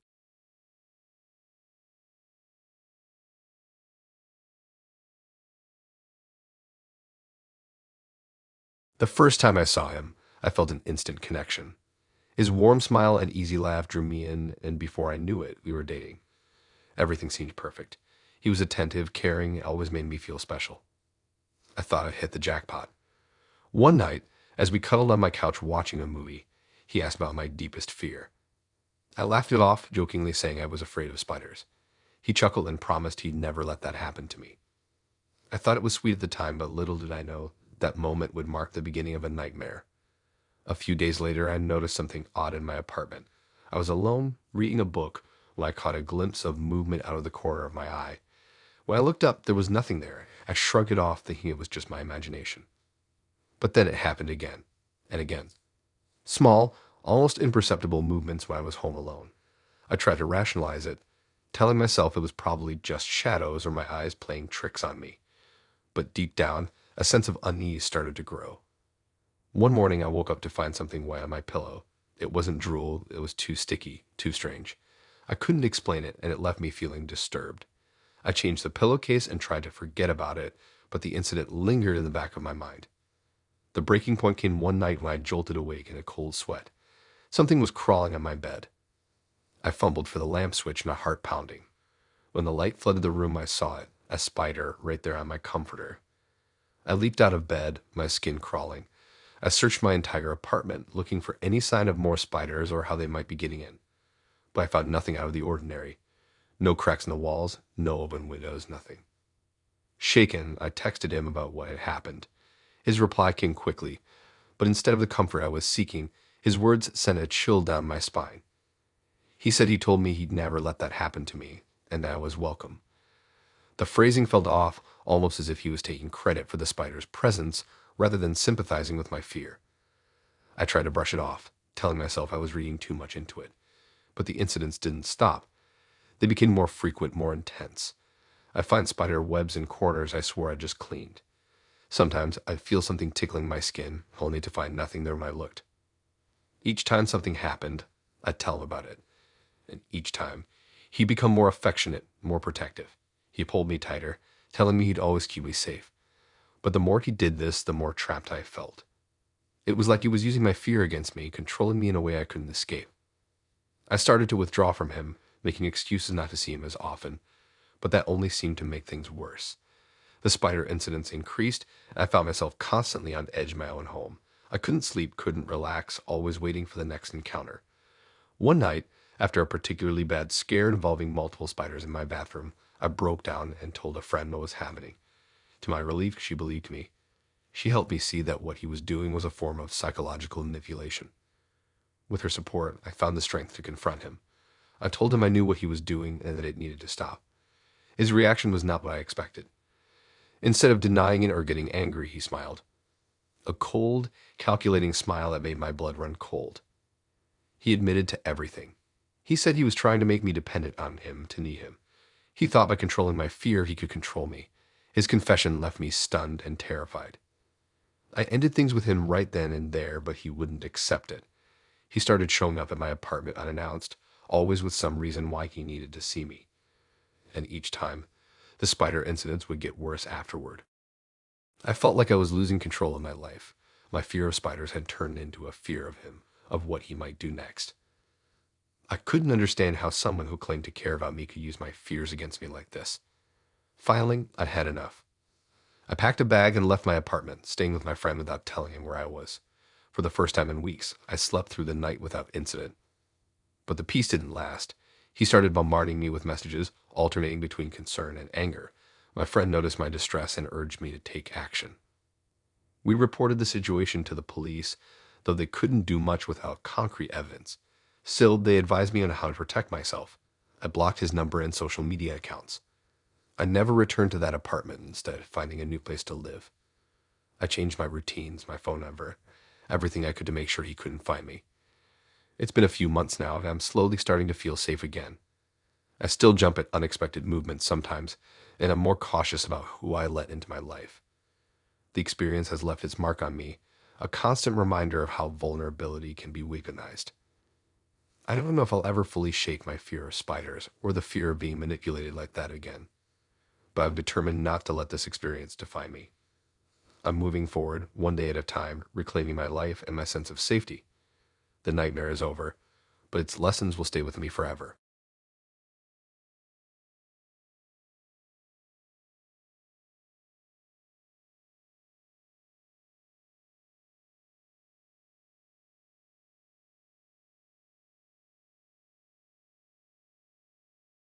It was supposed to be a night to remember, but not like this. I never imagined a fancy dinner could lead to such a mess. But let me start from the beginning. Living in NYC isn't cheap, but I lucked out. I inherited an apartment in my early 20s, which means I can save up for the occasional splurge. A few months back, I set my sights on this ultra-exclusive restaurant. We're talking months-long waiting list exclusive. I made a reservation for two back in January, not knowing who I'd take, just figuring I'd sort that out later. Fast forward to a few weeks ago. I got a text reminder about the reservation, and it hit me. I should invite Olivia, my girlfriend of 5 months. When I told her about it, she immediately said it was too expensive. I assured her it was my treat, but she still refused, saying she'd feel guilty if I spent that much on her. I tried a couple more times to convince her, but no dice. With Olivia out, I started asking around my friend group. No luck there either. Everyone was either busy or not interested. That's when inspiration struck. I decided to take my little brother instead. The day finally arrived, and we got all dressed up in our best suits. The restaurant was everything I'd hoped for and more. The food was out of this world, and the atmosphere was electric. After dinner, we weren't ready for the night to end, so we hit up a fancy hotel. We went for a swim in their rooftop pool, feeling like we were on top of the world. Then we wandered the city streets until the early hours of the morning, talking and laughing like we hadn't done in years. It was like being a kid again, but with the added bonus of adult money to fund our adventures. We grabbed late-night pizza, rode the subway just for fun, and even had an impromptu dance party in Times Square. The city felt magical, like it was putting on a show just for us. As the sun started to rise, casting a golden glow over the skyscrapers, I realized it had been one of the best nights of my life. The next morning, still buzzing from the amazing time I'd had, I headed back to my apartment. Olivia had stayed the night to look after our shared cat. I couldn't wait to tell her all about it. I burst through the door, grinning from ear to ear, and launched into a play-by-play of the evening. I told her about the 7-course tasting menu, each dish more incredible than the last. I described the view from the hotel rooftop, how the city lights sparkled like a sea of stars beneath us. I recounted our midnight adventures, the way the usually bustling streets felt like they belonged to us alone. As I was talking, I noticed Olivia's face change. Her smile faded, replaced by a look I couldn't quite read. Before I knew it, she was in tears. Not just a few quiet sniffles, but full-on sobbing. I was completely blindsided. Through her tears, she managed to choke out that she was devastated I'd had such an incredible time without her. She said she'd been hoping I was planning some big romantic gesture, and hearing about my amazing night out felt like a slap in the face. I was stunned. I tried to comfort her, reminding her that I'd invited her multiple times, but this only seemed to make things worse. She admitted that she really wanted to go, but felt bad about not being able to pay her own way. She said she thought I would try harder to convince her, maybe come up with a compromise. I couldn't help but feel frustrated. I told her it seemed immature to turn down my invitation and get upset that I went anyway. I explained that I took her no at face value and didn't think it was right to pressure her after she refused 3 times.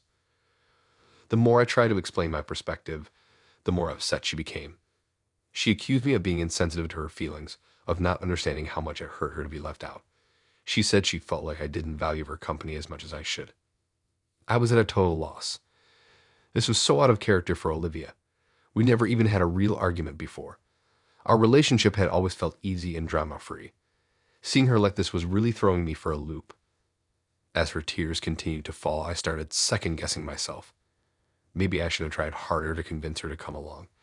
But then again, I asked her 3 times. At what point does no mean no? I felt caught between a rock and a hard place. Hoping to smooth things over, I told Olivia she was more than welcome to join me on my next big night out. To my surprise, she said she'd have to think about it, adding that this whole experience had soured the idea for her. She said she wasn't sure she could trust me to plan something special just for her anymore. The next few days were tense. Olivia was distant, often lost in thought. When I tried to talk to her about it, she would change the subject or say she needed more time to process her feelings. I felt like I was walking on eggshells in my own home. A week after the incident, Olivia sat me down for a serious talk. She said she'd been doing a lot of thinking, and she felt like this situation had revealed some deeper issues in our relationship. She worried that we had different expectations and communication styles that might not be compatible in the long run. I was shocked. Up until this point, I thought we'd been on the same page about everything. Now it felt like the ground was shifting beneath my feet. I tried to reassure her, to explain again why I hadn't thought I was doing anything wrong, but she wasn't having it. In the end, Olivia decided she needed some space. She packed a bag and went to stay with a friend for a while. As I watched her walk out the door, I couldn't help but wonder how a night that was supposed to be so special had turned into such a disaster. Now I'm left alone in my apartment, replaying the events in my head. What started as a simple dinner reservation has turned into a relationship-altering event. I'm not sure what the future holds for Olivia and me, but one thing's for certain. I'll never look at fancy restaurants the same way again.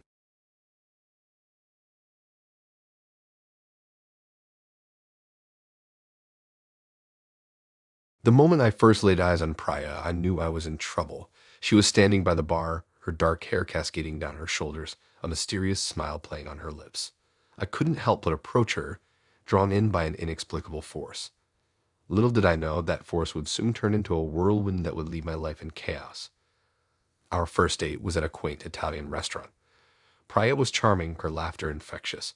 But even then, I noticed something off. She'd sometimes pause mid-sentence, her eyes glazing over as if she'd forgotten where she was. When I asked if she was okay, she'd snap back, brushing it off with a smile and a change of subject. As we started seeing each other more frequently, these moments became more noticeable. Priya had odd gaps in her memory. She'd forget plans we'd made or conversations we'd had just days before. At first, I chalked it up to stress, or maybe she was just a bit scatterbrained. But there was something unsettling about the way her eyes would cloud over, like she was momentarily lost in another world. One night, as we cuddled on her couch watching a movie, Priya suddenly went rigid. I looked over to see her staring blankly at the wall, her face a mask of deep sadness. When I touched her arm, she flinched as if coming out of a trance. "Sorry," she mumbled. "It's just memories." It was then that Priya first mentioned her ex-boyfriend, Rahul. She didn't say much, just that he wasn't good for her, and that she was trying to move on. But the way she said his name sent a chill down my spine. It was like she was talking about a ghost that still haunted her. As weeks turned into months, Priya's behavior became increasingly erratic. She'd cancel plans at the last minute, claiming she wasn't feeling well. When we were together, she'd sometimes zone out mid-conversation, her eyes focused on something I couldn't see. And then there were the nightmares. More than once, I woke up to find her thrashing in her sleep, muttering Rahul's name. I tried to talk to her about it, but Priya always brushed off my concerns. "It's just my past catching up with me," she'd say with a forced smile. "I'm working through it." But I couldn't shake the feeling that there was more to it than she was letting on. One night, things took a turn for the worse. We were at Priya's apartment, enjoying a quiet evening in. Suddenly, Priya's demeanor changed completely. Her body language shifted, becoming tense and defensive. When she spoke, her voice was different, deeper, angrier. "Why are you here?" she snarled, her eyes wild and unfocused. "I told you to leave me alone." I was stunned. "Priya, it's me." "What are you talking about?" But she wasn't talking to me. She was having a full-blown conversation with someone who wasn't there. She paced the room, gesticulating wildly, her voice rising to a shout. "You can't control me anymore, Rahul. I won't let you." I watched in horror as Priya grabbed a vase and hurled it across the room. It shattered against the wall, sending shards of glass flying. Just as suddenly as it had started, the episode ended. Priya blinked rapidly, looking around the room in confusion. When her eyes landed on me, they filled with tears. "Oh God," she whispered. "It happened again, didn't it?" That night, Priya finally opened up about her past with Rahul. Their relationship had been toxic, bordering on abusive. Rahul was controlling and manipulative, isolating Priya from her friends and family. When she finally found the strength to leave him, Rahul didn't take it well. He stalked her, sent threatening messages, and even broke into her apartment once. Priya had moved, changed her number, done everything she could to escape Rahul's influence. But it seemed like his presence still lingered, manifesting in these terrifying episodes. I wanted to help Priya to protect her from the specter of her past, but as the weeks went on, the episodes became more frequent and more intense. Sometimes, Priya would speak in Rahul's voice, saying cruel things she'd never say otherwise. Other times, she'd cower in fear, begging an invisible tormentor to leave her alone. I suggested therapy, but Priya was resistant. She insisted she could handle it on her own, that it would pass eventually, but I could see the toll it was taking on her. Dark circles appeared under her eyes, and she lost weight rapidly. She became jumpy and paranoid, always looking over her shoulder as if expecting Rahul to materialize at any moment. The final straw came on what should have been a romantic weekend getaway. We'd rented a cabin in the woods, hoping the change of scenery would do Priya good. For the first day, it seemed to work. Priya was more relaxed than I'd seen her in weeks, laughing and joking as we hiked through the forest. But as night fell, the old tension returned. Priya kept glancing out the windows, her body tense. I tried to distract her with a board game, but she couldn't focus. Suddenly, she leaped to her feet, her eyes wide with terror. "He's here," she whispered. "Rahul's here. I can feel him." I tried to reason with her to show her that we were alone, but Priya was beyond reason. She grabbed a kitchen knife and started slashing at the air, screaming at Rahul to leave her alone. When I tried to approach her, she turned the knife on me, her eyes wild and unseeing. "Stay back," she shouted, but it wasn't Priya's voice coming out of her mouth. It was deeper, masculine, Rahul's voice. "She's mine. She'll always be mine." In that moment, I realized I was in over my head. Whatever was happening to Priya, whether it was a severe mental health issue or something more sinister, was beyond my ability to handle. As much as I cared for her, I knew I couldn't help her like this. I managed to get the knife away from Priya and calm her down, but the damage was done. The next morning, I called a mental health crisis line and arranged for Priya to be evaluated. She was admitted to a psychiatric facility for treatment. As I drove home from the hospital, my hands still shaking on the steering wheel, I couldn't help but replay the events of the past few months in my mind. I had fallen for Priya hard and fast, drawn in by her mystery and charm. But that mystery had turned out to be a darkness that threatened to consume us both. I don't know what will happen to Priya now. I hope she gets the help she needs, that she can finally exorcise the demons of her past. But as for me, I've learned a hard lesson about the baggage we all carry and the ghosts that can haunt a relationship. Sometimes love isn't enough to overcome the shadows of the past.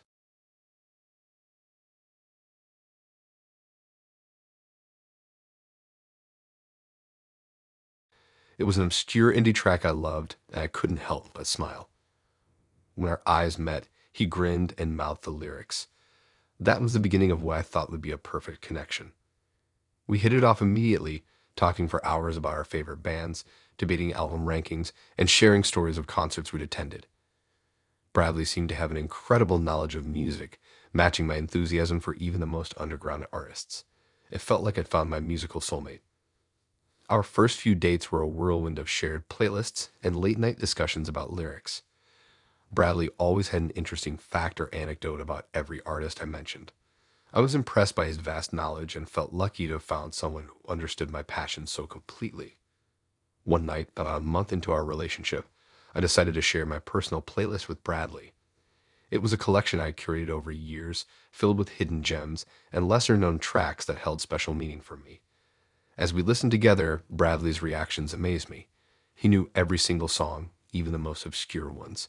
He could name tracks I thought only I knew, recite lyrics from deep cuts, and even point out subtle production details I'd never noticed.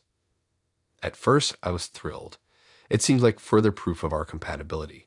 But as the evening wore on, a nagging feeling started to grow in the pit of my stomach. How could he possibly know all these songs so well? Some of them were so obscure that even dedicated fans of the artist might not recognize them. My unease grew when Bradley shared his favorite songs with me a few days later. His list matched mine almost exactly, down to the last track. It was uncanny, almost too perfect to be true. I tried to brush it off as a coincidence, but the doubt lingered. As weeks passed, I noticed other small things that seemed off. Bradley always seemed to know what mood I was in, often suggesting we listen to a particular song that perfectly matched how I was feeling. He'd bring up old songs I hadn't listened to in years, ones that held special memories for me. It was as if he had an intimate knowledge of my musical history. One evening, about 2 months into our relationship, I was at Bradley's apartment for dinner. While he was in the kitchen, I'd noticed his laptop open on the coffee table. The screen displayed a shared music app, and to my horror, I saw my entire playlist opened in the browser. All my custom playlists, everything I'd ever listened to was right there. My heart raced as I tried to make sense of what I was seeing. Bradley walked in, saw me looking at his computer, and smiled. He said he just wanted to understand me better, but his words did little to calm the panic rising inside me. I made an excuse to leave early that night, my mind reeling. On the way home, I couldn't shake the feeling of violation. Bradley hadn't just been interested in my taste in music. He'd been studying it, tracking my listening habits like he was creating some kind of psychological profile. Over the next few days, I started to notice more red flags. Bradley would text me about songs I'd just listened to, asking what I thought of them. He mentioned lyrics that perfectly described situations I was going through, things I hadn't even told him about. It was as if he had a direct line to my music app, monitoring my every listen. I began to wonder what he wanted from my tastes. Was he trying to manipulate my emotions, access my memories, uncover my secrets? The thought sent chills down my spine. Music had always been a deeply personal thing for me, a way to process my emotions and experiences. The idea that someone was using it to analyze me felt like a profound betrayal. I started to distance myself from Bradley, making excuses to avoid seeing him. But he became more persistent, constantly texting and calling, always with a music-related question or comment. It felt like he was trying to maintain his connection to me through our shared interest, but now it felt invasive and unsettling. One day, about a week after I'd started pulling away, I received a playlist from Bradley. As I scrolled through it, my blood ran cold. It was a collection of songs that all held significant memories for me. Songs from my childhood, tracks that reminded me of past relationships, even a few that I associated with deeply personal experiences I'd never shared with anyone. That was the final straw. I realized that Bradley's interest in my music wasn't about shared passion or understanding me better. It was about control, about knowing every aspect of my inner world. He'd taken something I loved and turned it into a tool for manipulation. I blocked Bradley's number and removed him from all my social media accounts. I changed the passwords on all my music streaming services and set everything to private. For weeks, I felt paranoid, constantly looking over my shoulder, afraid I'd run into him or that he'd find another way to access my musical footprint. Gradually, the immediate fear subsided, but this crap left a lasting impact. I became more guarded about sharing my musical tastes, more cautious about who I connected with online. The incident with Bradley had shown me how something as innocent as a shared love of music could be twisted into something sinister.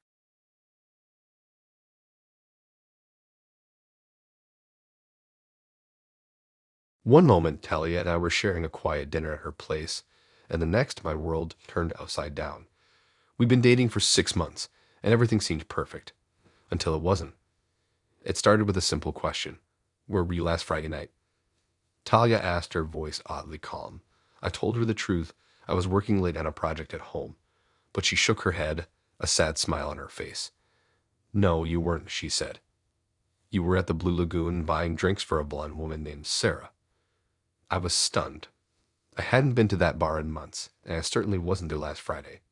I tried to explain, but Talia cut me off. She had details. The exact drink I supposedly bought, what Sarah was wearing, even the time we left together. It was surreal hearing about an evening I knew I hadn't experienced. That night was just the beginning. Over the next few weeks, Talia's accusations multiplied. She claimed I'd lied about my past, insisting I had a sister I'd never mentioned. She brought up childhood memories I didn't have, describing them with vivid detail. She even accused me of having a secret job I was hiding from her. Each time I denied her claims, but Talia never got angry. Instead, she'd look at me with disappointment, asking why I couldn't just be honest with her. She'd talk about her hurt feelings, how my lies were damaging our relationship. It was maddening. I wasn't lying, but she seemed so certain. I started doubting myself. Maybe I had forgotten something. Could I have blacked out that night at the bar? I checked my bank statements, my phone records, anything that might give me some clarity. But everything matched my version of events, not Talia's. The stress began to take its toll. I had trouble sleeping, constantly replaying Talia's accusations in my mind. At work, I couldn't focus, making silly mistakes that got me in trouble with my boss. My friends noticed something was off, but I couldn't bring myself to explain. How could I tell them my girlfriend was accusing me of things I knew weren't true, but that I was starting to doubt myself? One night, after a particularly intense conversation with Talia, I broke down and called my mom. I spilled everything, the accusations, my confusion, my growing self-doubt. She listened quietly, then asked, "Do you trust yourself?" It was a simple question, but it hit me hard. Did I trust myself? Despite all the doubt Talia had planted, I realized I did. I knew who I was, what I'd done, and what I hadn't done. No matter how convincing Talia's stories were, they weren't true. With this realization, I started paying closer attention to Talia's behavior. I noticed patterns I hadn't seen before. How she always redirected the conversation to her feelings when I tried to defend myself. How she never showed anger, just sadness and disappointment. How she seemed to be waiting for something, perhaps for me to confess. I began to wonder if this was some form of manipulation. Was Talia trying to control me by making me doubt my own reality? The thought was both terrifying and oddly relieving. It meant I wasn't crazy, but it also meant our relationship was built on lies. Determined to get to the bottom of this, I decided to confront Talia. Not about the accusations themselves, but about why she was making them. I went to her apartment, my heart pounding as I knocked on the door. When Talia opened the door, she wasn't alone. A man I'd never seen before was sitting on her couch, looking at me with a mixture of pity and amusement. Talia introduced him as her husband, Mark. I stood there, frozen, as Talia calmly explained that our entire relationship had been a lie. She and Mark had been married for years. The accusations, the detailed stories, the emotional manipulation, it had all been part of some twisted game they played together. They took turns explaining how they carefully crafted each accusation, using social media and mutual friends to gather just enough real information to make their lies believable. They'd done this before, they said, with other unsuspecting victims. It was a hobby for them, seeing how far they could push someone before they broke. I felt sick. 6 months of my life, all the emotions I'd experienced, the self-doubt I'd struggled with, it had all been fake, a game for their amusement. I wanted to yell, to demand answers, but I found myself speechless. Talia and Mark watched me, seemingly waiting for a reaction, but I couldn't give them the satisfaction. Without a word, I turned and left, ignoring Talia's calls behind me. The next few days passed in a blur. I alternated between feeling numb and experiencing intense anger. I blocked Talia's number and social media accounts, unable to bear the thought of any further contact. I told my friends and family a vague version of what happened, unable to fully explain the depth of the deception. As the initial shock wore off, I was left grappling with the aftermath. Trust, which had once come easily to me, now felt like a foreign concept. I found myself second-guessing every interaction, wondering if there were hidden motives behind kind words or gestures. Nights were the worst. In the quiet darkness, my mind would replay every moment with Talia, searching for clues I might have missed. How had I not seen through her lies? Were there red flags I'd ignored? But slowly, day by day, I began to heal. I focused on rebuilding my confidence, reminding myself that being deceived didn't make me weak or stupid. It made me human. I started seeing a therapist, working through the complex emotions left in the wake of Talia's betrayal. Months passed, and the pain began to dull. I started dating again, cautiously at first, always on guard for signs of manipulation. But with time, I learned to balance caution with openness, to trust again without losing myself. Looking back now, I can see how close I came to losing my grip on reality. Talia's gaslighting nearly broke me, but in the end, it was my trust in myself that saved me. That's the one thing she couldn't take away, no matter how hard she tried.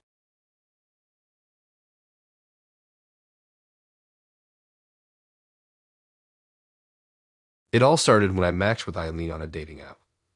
We hit it off right away, bonding over our shared love of animals and our desire to try something different for a first date. When she suggested the local petting zoo, I jumped at the idea. Little did I know the seemingly innocent outing would turn into a nightmare I'd never forget. The day of our date arrived, and I was feeling pretty confident.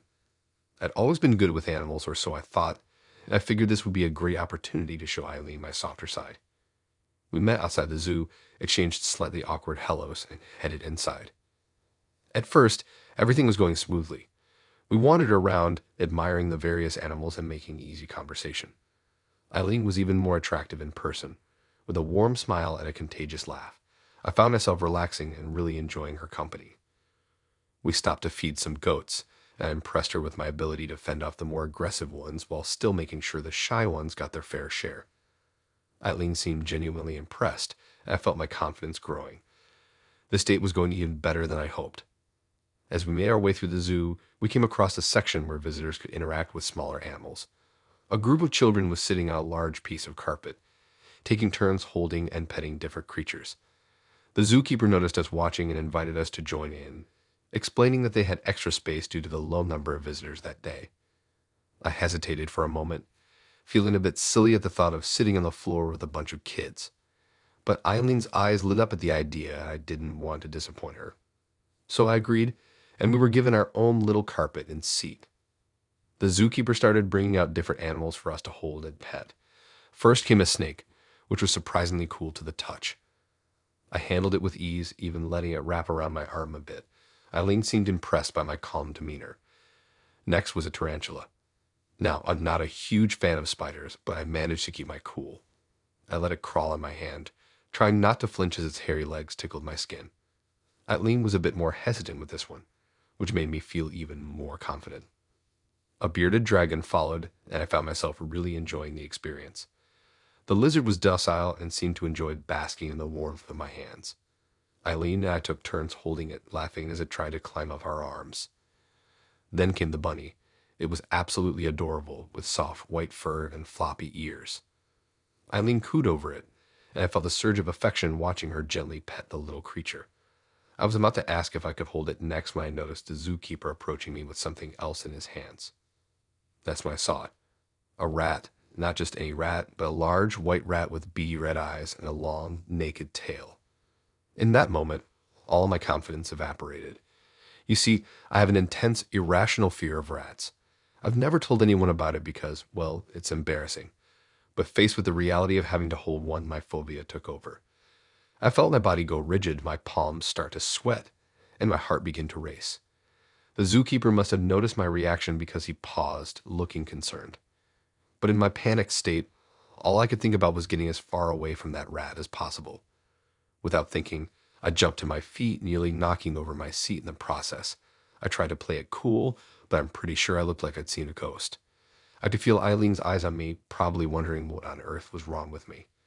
The zookeeper tried to reassure me, explaining that the rat was friendly and well-trained.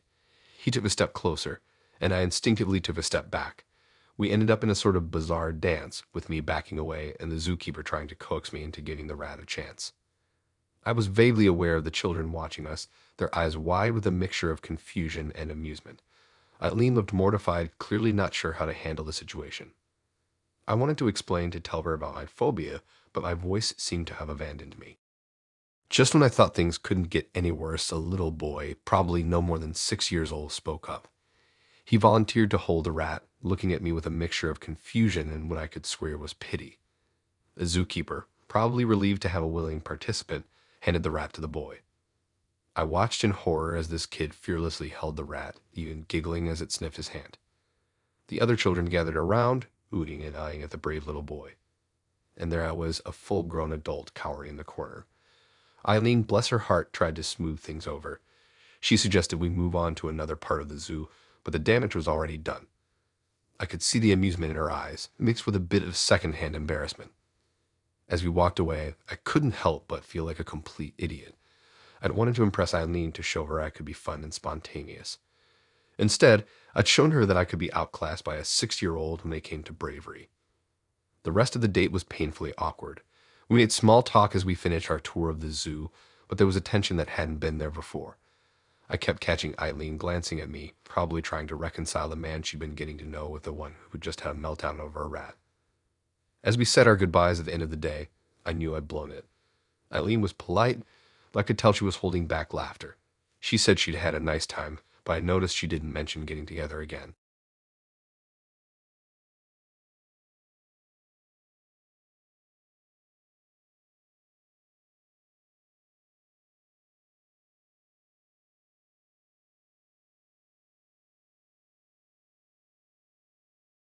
I never saw it coming. The sun was setting on the beach, painting the sky in hues of orange and pink. That's when I noticed the sign. "Will you marry me?" It read in big, bold letters. My girlfriend Trinity was down on one knee, a ring box in her hand, and a hopeful smile on her face. In that moment, my world turned upside down. Trinity and I had been dating for a year and a half. We met at a friend's barbecue, bonding over our shared love of indie music and spicy food. She was funny, smart, and easy to talk to. Our relationship progressed naturally, and before I knew it, we were spending most of our free time together. The first year was amazing. We went on adventures, tried new restaurants, and spent cozy nights in watching movies. Trinity was always thoughtful, surprising me with tickets to concerts or planning picnics in the park. I appreciated her effort and felt lucky to have found someone so caring. As we approached our 1-year anniversary, I started noticing subtle changes. Trinity began dropping hints about our future together. At first, it was casual comments about growing old together or joking about what our kids might look like. I didn't think much of it, assuming it was just playful banter. But over time, the comments became more frequent and specific. She'd point out engagement rings in store windows or mention her friends' weddings with a wistful sigh. I started feeling a bit uncomfortable, but chalked it up to normal relationship progression. A few months later, Trinity suggested we take a weekend trip to the beach to celebrate our year-and-a-half anniversary. It sounded like a great idea, a chance to relax and enjoy each other's company. We arrived on Friday evening, checking into a quaint beachfront hotel. Saturday was perfect. We spent the day lounging on the sand, swimming in the crystal-clear water, and exploring the nearby shops. As evening approached, Trinity suggested a romantic walk along the shore. I agreed, thinking it would be a nice way to end the day. We strolled hand in hand, the warm sand between our toes. The beach was nearly empty, giving us a sense of privacy. Trinity seemed excited, practically pulling me along. She kept saying she wanted to show me something special. As we rounded a bend, I saw it. The sign was enormous, propped up in the sand and surrounded by candles and rose petals. My heart started racing as I realized what was happening. Trinity let go of my hand and got down on one knee. She looked up at me, her eyes shining with tears of joy. She started talking about our love story, how happy I made her, and how she wanted to spend the rest of her life with me. But I could barely focus on her words. My mind was reeling, trying to process the situation. I felt a mix of emotions, shock, confusion, and a growing sense of panic. This was completely unexpected. We had never seriously discussed marriage or engagement. I cared about Trinity, but I wasn't ready for this level of commitment. As she opened the ring box, revealing a sparkling diamond, I knew I had to say something. I gently helped her to her feet, my hands shaking. I told her I was sorry, but I couldn't accept. I explained that I cared for her deeply, but wasn't ready for marriage. Trinity's face fell, her expression changing from joy to hurt and confusion. She asked if I didn't love her, if there was someone else. I assured her that wasn't the case, but that I just wasn't at a point in my life where I felt ready for this step. The situation quickly became tense. Trinity's eyes filled with tears, this time of sadness and anger. She accused me of leading her on, saying she thought we were on the same page about our future. I felt terrible, but also frustrated that she had put me in this position without any prior discussion. We stood there on the beach, the romantic setup now feeling like a cruel joke. The candles flickered in the breeze, casting eerie shadows. Trinity's sobs mixed with the sound of the waves. I didn't know what to do or say to make things better. After a few agonizing minutes, I told Trinity I needed some space to process everything. I walked back to the hotel alone, my mind a whirlwind of thoughts and emotions. The other beach oars gave me curious looks as I passed, still in my swim trunks and looking visibly upset. Back at the hotel, I paced the room, replaying the events in my head. Had I missed signs? Should I have seen this coming? I felt guilty for hurting Trinity, but also angry that she had sprung this life-changing decision on me without any warning. Hours passed, and Trinity didn't return to the room.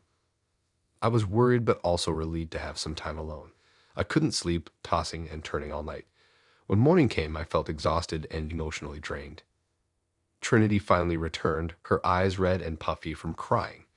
We sat at opposite ends of the bed, the tension palpable. We talked for hours, both trying to explain our perspectives.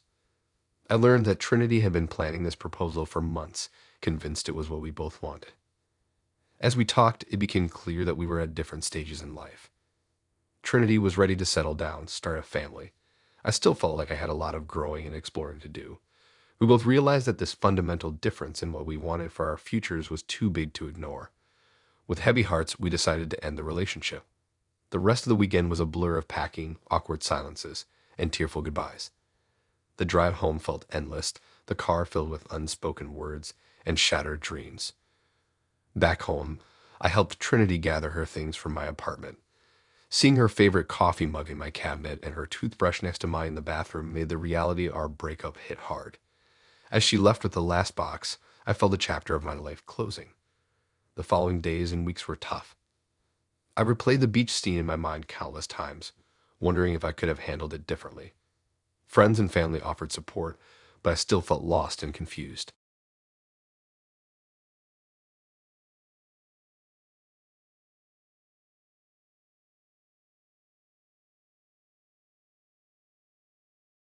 It all began with Sam. His charming smile caught my eye as I waited for my latte. We struck up a conversation, and before I knew it, we were meeting for dinner the next evening. Sam was funny, attentive, and seemed genuinely interested in getting to know me. After a few dates, we officially became a couple. The first month was a whirlwind of romantic gestures and exciting outings. Sam surprised me with flowers at work, planned picnics in the park, and even cooked me dinner at his place. I felt like I'd hit the jackpot. But as we settled into a routine, I started noticing little things that seemed off. Sam would often bring up his sister, Lily, in conversation. At first, I thought it was sweet how close they were. He'd share childhood stories or mention something funny she'd said recently. I didn't think much of it. As time went on, though, the mentions became more frequent and odd. He'd compare me to Lily, saying things like, "You laugh just like my sister," or "Lily would love that dress on you." It made me uncomfortable, but I brushed it off as harmless. Then came the family barbecue at Sam's parents' house. I was excited to meet his family and hoped to make a good impression. But from the moment we arrived, Sam's attention was solely on Lily. He barely introduced me to anyone, instead rushing to his sister's side. Throughout the afternoon, I watched as Sam hovered around Lily. He laughed too loudly at her jokes, found excuses to touch her arm or shoulder, and stared at her when she wasn't looking. It was unsettling, to say the least. I felt like an outsider watching something I was meant to see. On the drive home, I tried to broach the subject gently. I mentioned that he seemed very close to his sister. Sam's reaction was defensive. He snapped that there was nothing wrong with being close to family and accused me of being jealous. I dropped the subject, but the uneasy feeling in my stomach grew.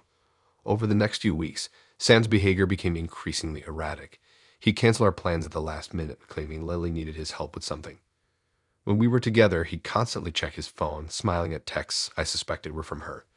If I suggested we spend time with my friends or family, he made excuses or simply refused. I started to feel like I was losing my mind. Was I reading too much into this? Was I just insecure?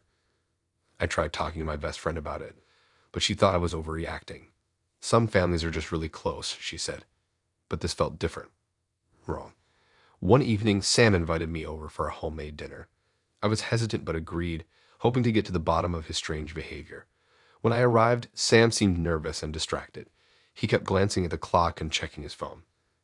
As we ate, I noticed a corner of paper sticking out from under a book on the coffee table. Curiosity got the better of me when Sam excused himself to use the bathroom. I quickly pulled out the paper and felt my stomach drop. It was a glamour shot of Lily posing provocatively in a low-cut dress. Why would Sam have this? I shoved the photo back just as Sam returned. My mind was reeling, but I tried to act normal. I made an excuse about feeling unwell and left early, my thoughts in turmoil. A few days later, Sam asked me to grab something from his bedroom while he finished a phone call. As I entered his room, I froze in shock. One entire wall was covered in photos of Lily. There were casual snapshots, professional portraits, and even some that looked like they were taken without her knowledge. In the center was a large framed photo of Lily in a bikini, surrounded by candles and wilted flower petals. My blood ran cold as I realized the full extent of Sam's obsession. This wasn't just brotherly love. This was something far more sinister. I grabbed what I came for and left the room, my hands shaking. I spent the next week avoiding Sam's calls and texts, making excuses not to see him. I was terrified of confronting him about what I had seen. How do you even begin to address something like that? But Sam wasn't giving up easily. He kept calling, leaving increasingly desperate voicemails. He even showed up at my apartment unannounced one evening, forcing me to pretend I wasn't home as he knocked incessantly. The situation came to a head when Sam cornered me after class. His eyes were wild as he demanded to know why I was avoiding him. In that moment, faced with his intensity, I blurted out that I knew about his obsession with Lily. The change in Sam was immediate and terrifying. His face contorted with rage and fear. He grabbed my arm hard enough to leave bruises, hissing that I didn't understand anything. He ranted about how Lily was special, how they had a connection no one else could comprehend. I managed to wrench my arm free and ran, not stopping until I reached the safety of my apartment. My heart was pounding and I felt sick with fear and disgust.